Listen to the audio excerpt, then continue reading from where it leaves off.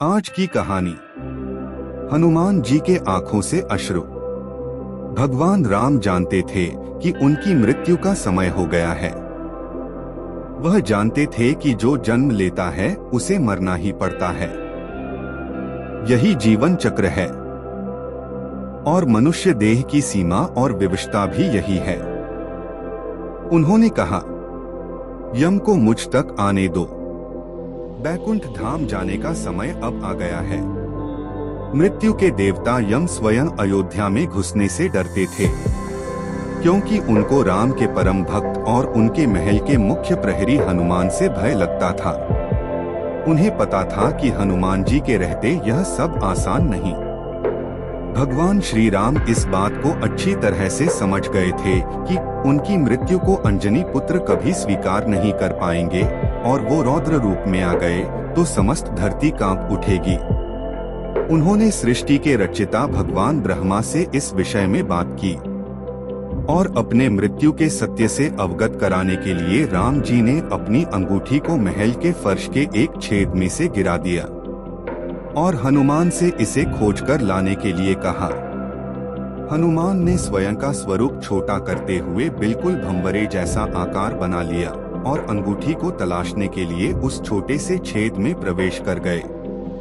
वह छेद केवल छेद नहीं था, बल्कि एक सुरंग का रास्ता था जो पाताल लोक के नाग लोक तक जाता था। हनुमान नागों के राजा वासुकी से मिले और अपने आने का कारण बताया। वासुकी हनुमान को नाग लोक के मध्य में ले गए, जहाँ पर ढेर सारी अंगूठियों का ढेर लगा था। वहाँ पर अंगूठियों का जैसे पहाड़ लगा हुआ था। यहाँ देखिए, आपको श्री राम की अंगूठी अवश्य ही मिल जाएगी, वासुकी ने कहा। हनुमान जी सोच में पड़ गए कि वो कैसे उसे ढूंढ पाएंगे। यह भूसे में सुई ढूंढने जैसा था, लेकिन उन्हें राम जी की आज्ञा का पालन करना ही था।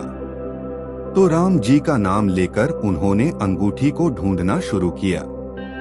सौभाग्य कहें या राम जी का आशीर्वाद या कहें हनुमान जी की भक्ति, उन्होंने जो पहली अंगूठी उठाई वो राम जी की ही अंगूठी थी। उनकी खुशी का ठिकाना न रहा। वो अंगूठी लेकर जाने को हुए, तब उन्हें सामने दिख रही एक और अंगूठी जानी पहचानी सी लगी। पास जाकर देखा तो वे आश्चर्य से भर गए। दूसरी भी अंगूठी जो उन्होंने उठाई वो भी राम जी की ही अंगूठी थी। इसके बाद तो वो एक के बाद एक अंगूठियां उठाते गए और हर अंगूठी श्री राम की ही निकलती रही। उनकी आंखों से अश्रुधारा फूट पड़ी। वासुकी, यह प्रभु की कैसी माया है। यह क्या हो रहा है? प्रभु क्या चाहते हैं?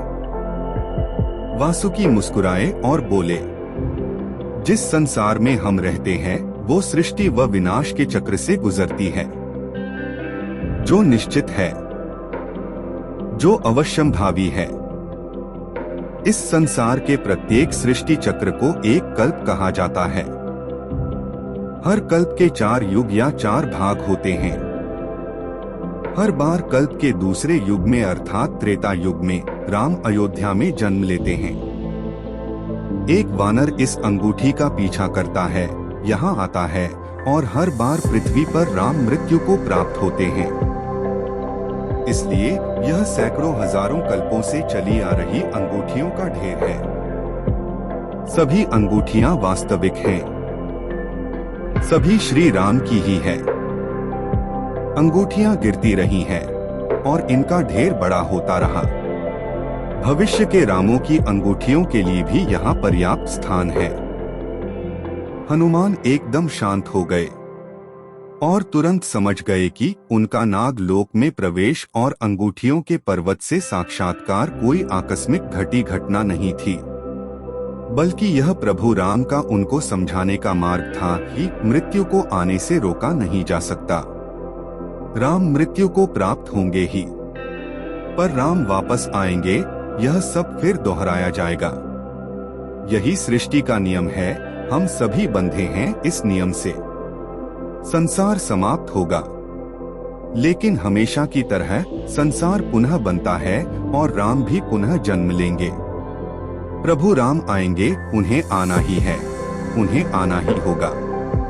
अगले भाग में हम देखेंगे श्री राम और यमराज की मुलाकात।